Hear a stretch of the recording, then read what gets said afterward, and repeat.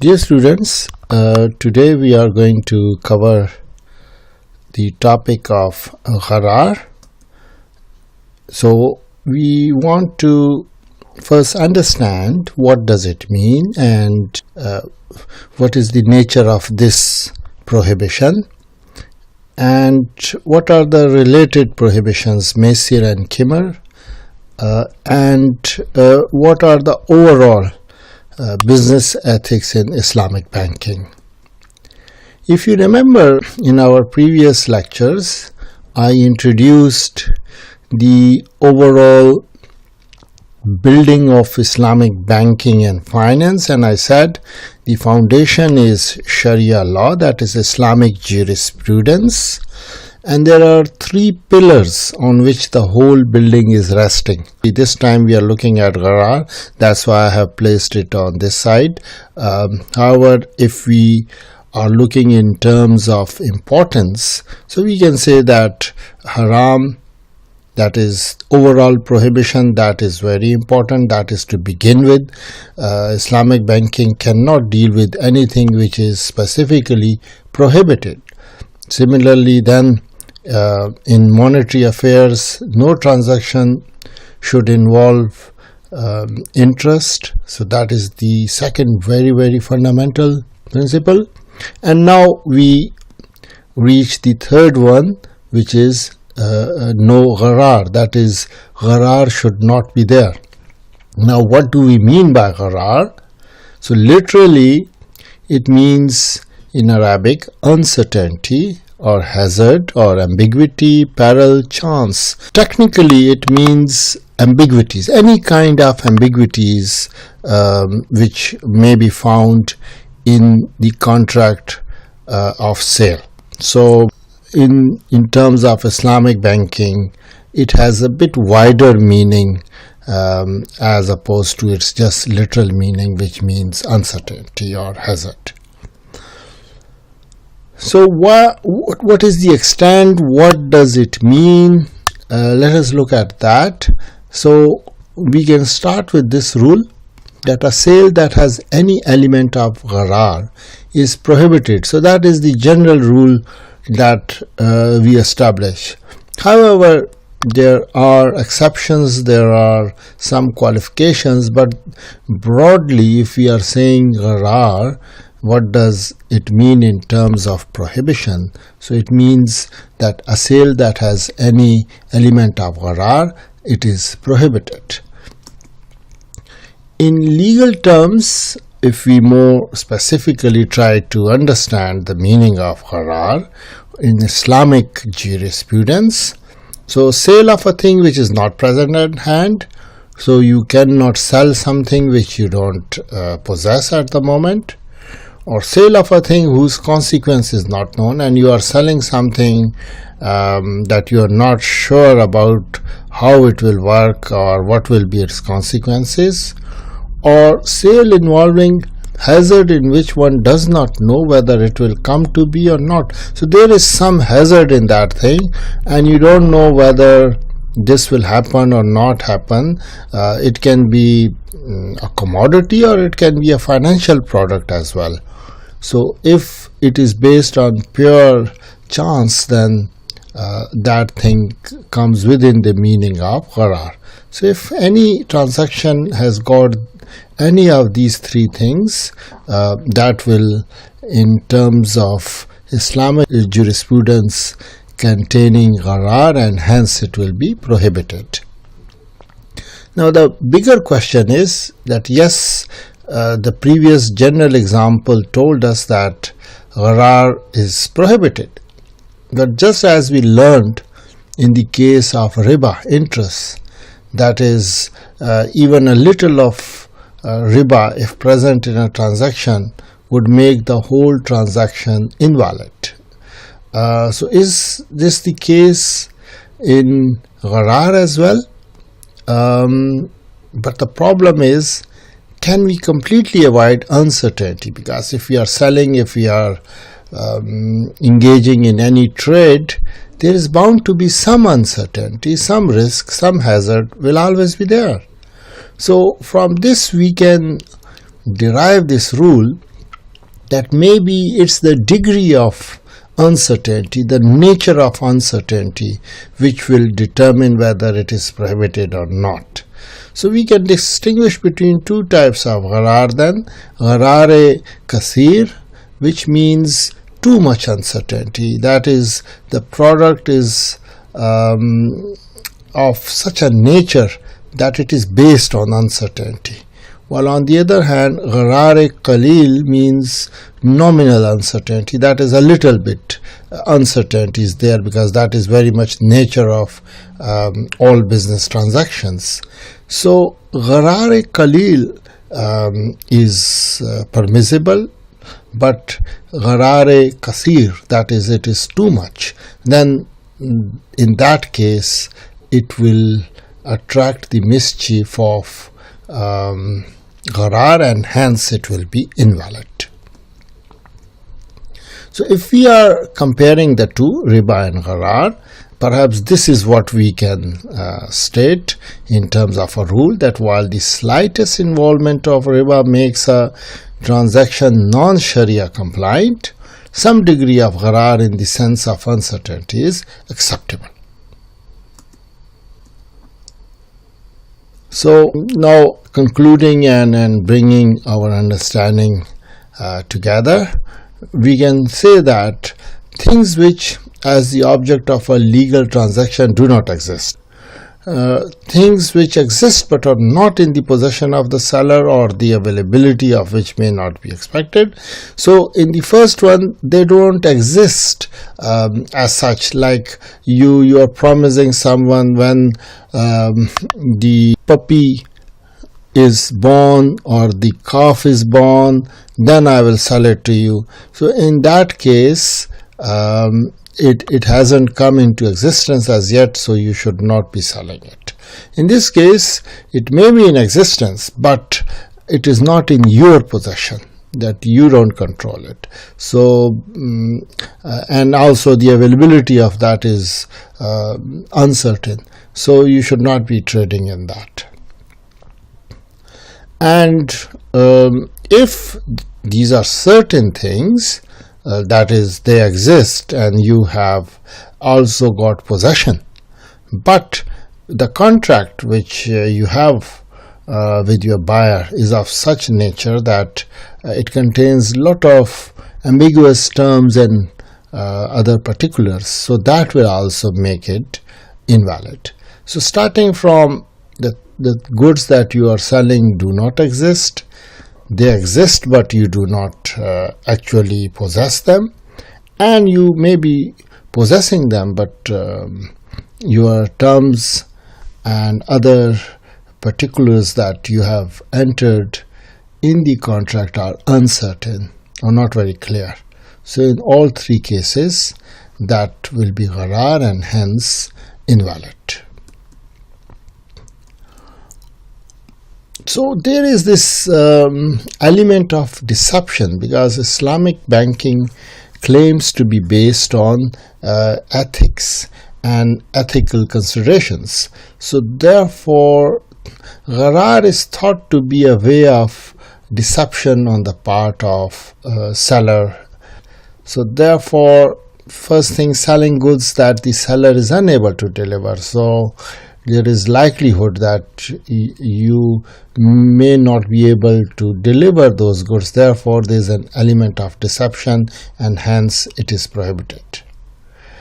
And you may be extracting an unfair advantage by not making all the conditions known to the buyer, and or maybe if you are making it conditional to certain event, so then you might be deceiving the buyer, because later you can always make an excuse that since this didn't happen, that's why I was unable to deliver.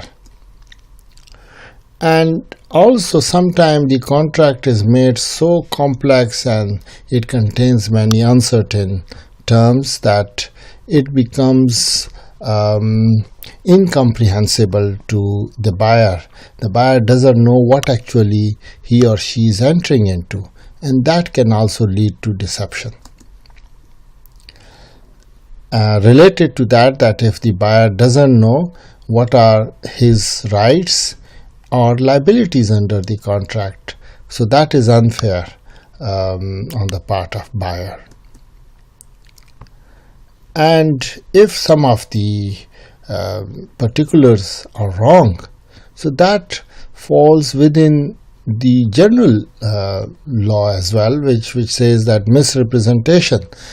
So in sales you cannot do misrepresentation. Therefore, here also, if you misrepresent some of the details, then in that case again that is gharar, and that might lead to deception.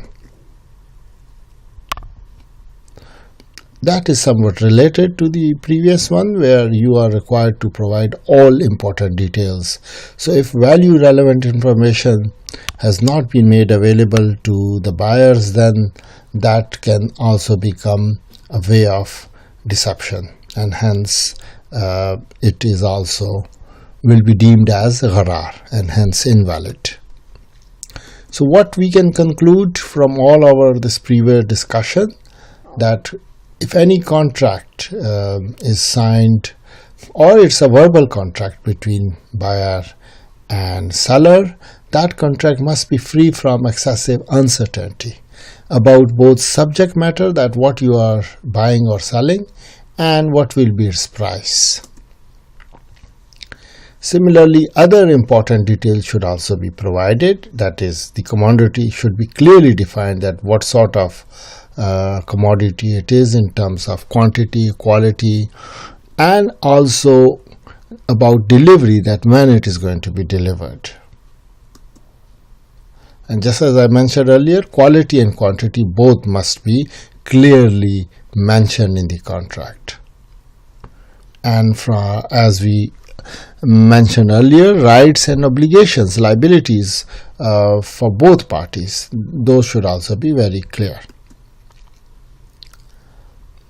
And on paper you may be selling something which is of A grade, but because over time it has become B grade, or it is used goods and you are selling them as new goods, so that should be clearly known to the buyers.